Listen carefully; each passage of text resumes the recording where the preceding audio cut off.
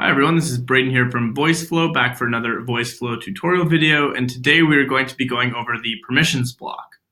Now what the permissions block allows you to do is to ask your users for permission to certain information from their Amazon account before they use your skill. So for example, you can ask for their phone number, their email, and their name, all coming from their Amazon account if they have it set. So let's hop right in.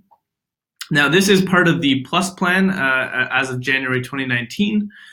So if you do not have this business tab, you can always go to business and you can upgrade. However, let's dive right in. So we can pull up the permissions block here. And you'll see on the right, we have add permissions requests. And so these are the different types of requests that we can ask the user to request from Amazon. So what we're going to want to do is add a permissions request, and we can see we have user email, username, and user phone number. So we're going to just go for their username and email. So you see I have these two set here. Now what we want to do is create variables, which if you aren't familiar with variables, are ways to store data. And so we are going to create two different variables, one to store the user's email that we get from the permissions block, and one to store the user's username.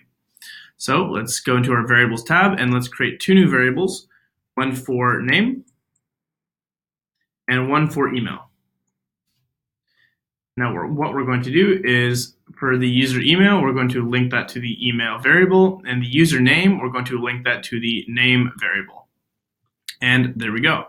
So now when the user first uses their skill, uses your skill, they're going to be asked on their Alexa app whether they would like to give you the permissions, and depending on which permissions you've enabled, the user will be able to choose whether or not they give them to you. Okay, great. So now we can link this up here, and you could continue on to build your skill as you normally would. We definitely recommend you put the permissions block at the very beginning of your skill, as it is something you want to do right away within your skill, just to know whether you have the permissions before you go on and sort of go through the normal flow of your skill.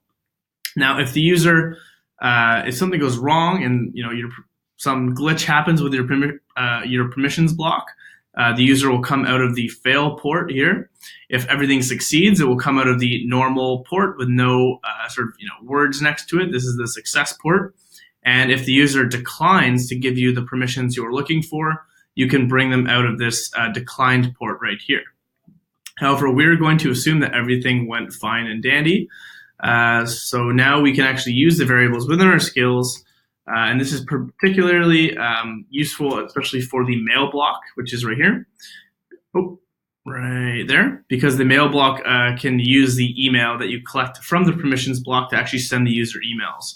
But that is a topic for a different video. And so I'll show you guys what it looks like when the user is asked for permission. So I have my iPhone here with my Alexa app on it, and I'm on the skill store.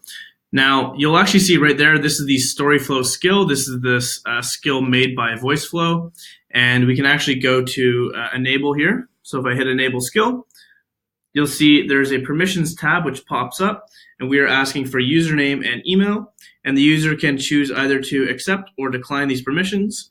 And so we are going to accept, and it would go on as normal, enabling permissions. And so that's what the permissions block allows you to do. It will allow you to ask the users right as they're downloading your Alexa skill whether or not they want to give you those permissions, and if they do, you can then store the information they give you from their Amazon account in a variable.